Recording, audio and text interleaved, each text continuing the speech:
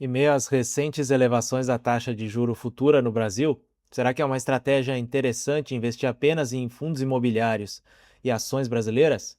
Vamos dar uma olhada agora, continuando a série Dinheiro na Prática, e no vídeo de hoje a gente vai olhar três carteiras: uma carteira que só investe em fundos imobiliários e duas carteiras que investem em ações brasileiras. Vamos então direto para o site Investidor 10.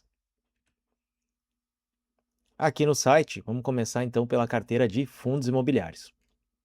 A gente começa olhando o site aqui, mas lembrando que o que vai nortear os aportes dessa série aqui sempre vai ser essa planilha de Excel aqui.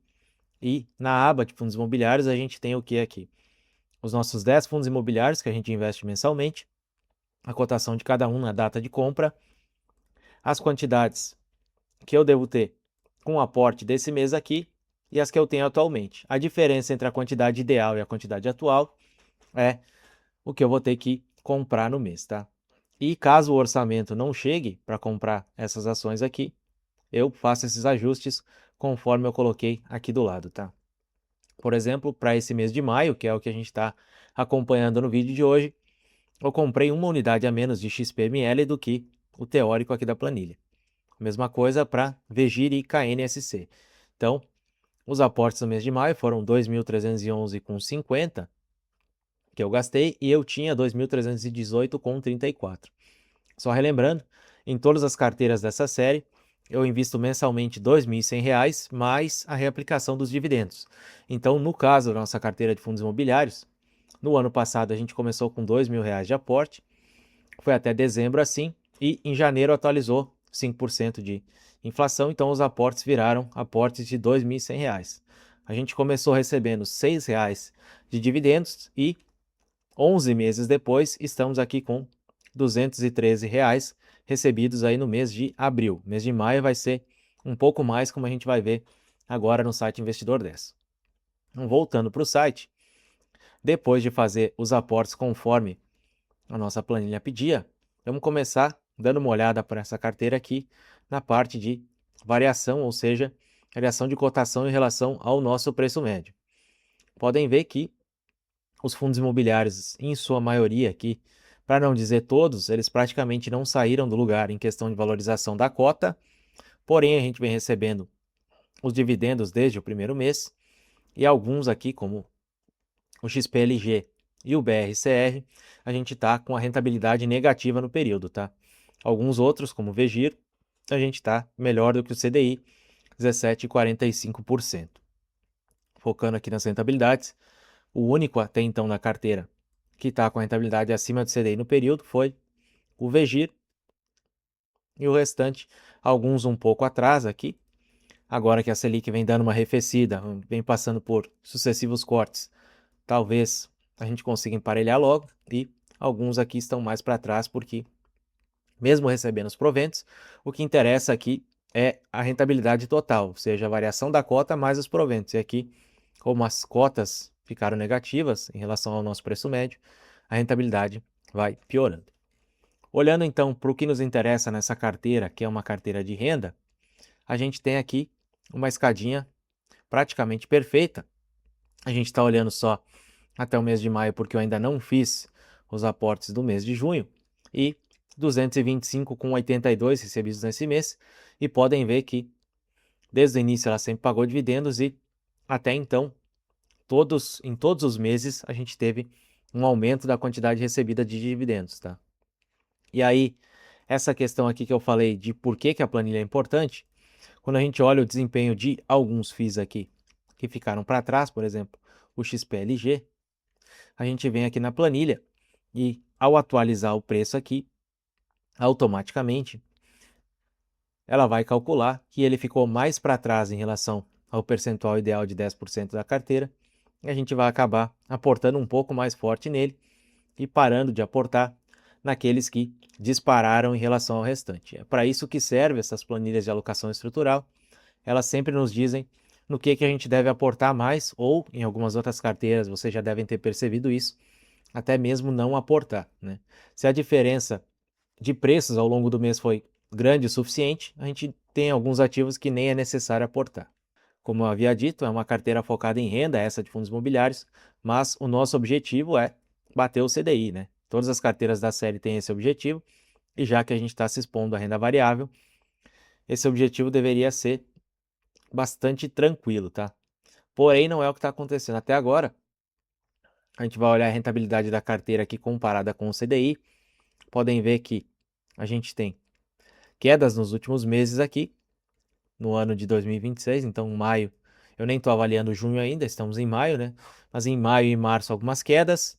O ano passado começou devagar, os primeiros meses em que a carteira ainda é pequena, o nosso aporte praticamente anula essa questão do rebalanceamento, porque como a gente tem muito pouco dinheiro em cada um desses ativos, o nosso aporte sempre vai acabar indo sendo direcionado para todos os ativos, e a variação percentual das cotas, principalmente nos FIIs, que tende a ser menor do que nas ações, acaba não importando tanto e a gente acaba distribuindo o dinheiro meio que de maneira igual. Podem ver que nos últimos meses as variações têm sido um pouco maiores, tanto de altas quanto de quedas. Então, 2%, 2%, 1%, e aqui as quedas de 1,41 e 1,07, tá?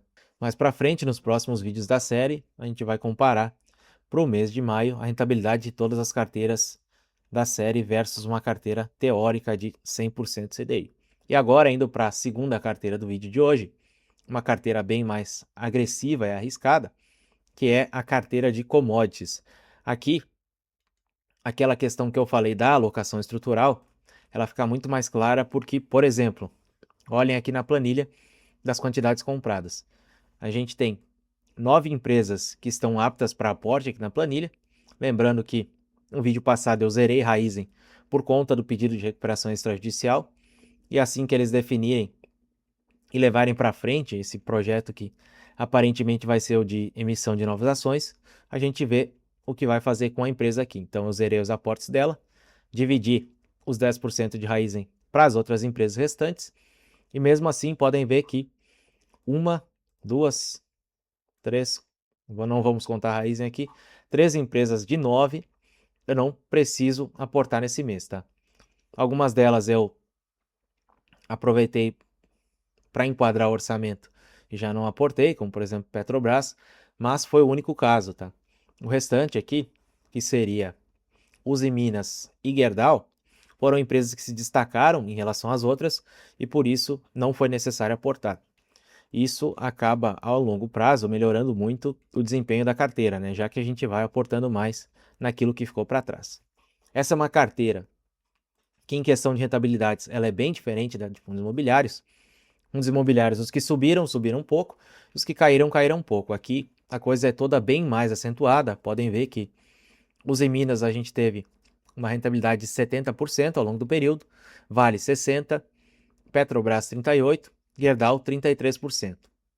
O restante das empresas, Raizen teve uma queda ao longo de todos os meses. A gente comprou, se a gente for olhar o gráfico de um ano aqui, nós começamos a comprar mais ou menos nessa região aqui, ó, até um pouco mais para trás do que o mês de... Aqui ele começa em 26 de junho. A gente começou a comprar no início desse mês com a cotação um pouco mais alta do que 1,60 e foi comprando mês a mês e pegando toda essa queda aqui ao longo do caminho, tá? Por isso, esse desempenho tão ruim aqui de 52% negativo. CSN também, se a gente for olhar o gráfico, vai ter seus altos e baixos aqui. A gente teve no meio do caminho aí nesse ano a máxima dos últimos meses aqui, chegando em janeiro a 10,67, e agora deu fortes corrigidas e tá caindo bastante, tá? Questão SLC, Klabin e Suzano, né, seguem patinando nas cotações também. E a outra empresa que a gente tem na carteira é uma BDR de JBS, que também está com um desempenho bem abaixo, 15% negativo em rentabilidade. Então a gente tem até o momento 4 empresas que estão performando muito bem, não são 4 empresas que estão tendo uma performance média, longe disso, e o restante aí, 6 empresas performando mal, tá? Commodities é isso mesmo, é esperado que oscile bastante, e é isso que, em teoria, vai facilitar com que a gente tenha um retorno maior lá no futuro, mas para isso a gente tem que seguir aportando nesses momentos aí de quedas, tá? Questão de proventos, essa é uma carteira que não é focada em proventos, mas algumas das empresas acabam pagando. Então aqui no mês de maio a gente recebeu R$ 32, sendo que 17 foram de Klabin e 15,18 de Petrobras, tá? Em alguns meses a gente não recebe nessa carteira. E o mês de junho, eu ainda não lancei os aportes aqui, mas podem ver que os proventos vieram muito bons para o próximo mês. Lembrando também, eu vou fazer o vídeo mostrando a comparação das carteiras com o CDI e podem ver que os últimos meses aqui têm sido um pouco difíceis para essa carteira aqui, né? Em determinado momento ela ficou acima do CDI, depois veio caindo. Aqui existem algumas distorções no site, por isso que eu gosto de acompanhar pela tabela, mas vocês vão ver que no vídeo do final do mês, aí no vídeo de fechamento das carteiras do mês de maio, essa carteira vem perdendo força nos últimos meses e aqui, diferente de fundos imobiliários, as alterações são bem mais fortes. Podem ver que subidas de 5%, 4%, quedas de 7%, de 9%, subida de 11%, então a oscilação aqui é muito maior e a gente já esperava por isso. E agora, a última carteira do vídeo, carteira de ações de dividendos, carteira Barsi. Aqui o cenário é muito melhor do que as outras carteiras que a gente viu hoje. E olhando aqui para as rentabilidades das empresas, podem ver que aqui de 10 empresas, 9 estão no positivo. E dessas 9 que estão no positivo, 7 performaram acima do CDI no período. Então, carteira está indo de vento em popa, apenas Banco do Brasil aí com questão de problemas de crédito relacionados ao agronegócio, que deu uma caída, uma corrigida nos últimos meses. Se a gente for olhar a cotação do último ano aqui, podem ver que de fevereiro em diante foram sucessivas quedas e o banco saiu de R$ 27, teve uma queda de 30% até o dia que eu estou gravando aqui, queda de 30% em 4 meses, tá? Queda bem acentuada, mas, de novo, seguimos aportando e olhando para a nossa planilha aqui, foi uma das empresas que a gente aportou com mais força aí, Banco do Brasil, Itaú também, que deu uma boa corrigida, e Caixa Seguridade, tá? Além dessas valorizações aqui, essa é uma carteira que também é focada em renda, então esses gráficos aqui de proventos nos interessam e nos interessam bastante. Olhando para o mês de maio, a gente recebeu R$ 212, e aqui, como são todas as empresas pagadoras de dividendo, a gente tem uma carteira aqui muito mais heterogênea de pagadoras, né? Podem ver que no mês de maio, 5 empresas das 10 pagaram dividendos. A gente tem Itaú, que paga todo mês. Então, depois que a gente recebeu o primeiro dividendo dessa carteira, dali em diante não passamos nem um mês em branco. E em alguns meses, como é típico de uma carteira de ações, tem bastante oscilação no pagamento dos proventos em relação a mês, mas a gente consegue ver uma tendência aqui de crescimento, até porque seguimos com os aportes aí, e agora que a carteira começa a pegar tração. Aqui nessa carteira, como todas as empresas estão, no geral, performando bem, a gente não tem um efeito tão acentuado nos aportes como na carteira de commodities, mas a carteira já começa a ter um tamanho legal para que isso comece a fazer efeito aqui. Por exemplo, para esse mês, já não foi necessário aportar em Ambev, tá? No restante das empresas eu aportei, e na carteira de commodities, como eu mostrei antes, eu não aportei em diversas empresas. Em 3 de 9, então, 30% eu não precisei aportar, justamente por causa da variação de desempenho entre as empresas. E se você gostou do vídeo e quer continuar acompanhando essa série e principalmente ver a comparação do final de mês de maio nos próximos vídeos, não esquece de curtir, compartilhar e se inscrever. E se você precisar de ajuda com as definições desse tipo de carteira para sua carteira pessoal, o link para a consultoria individual está na descrição. Valeu, falou e até a próxima.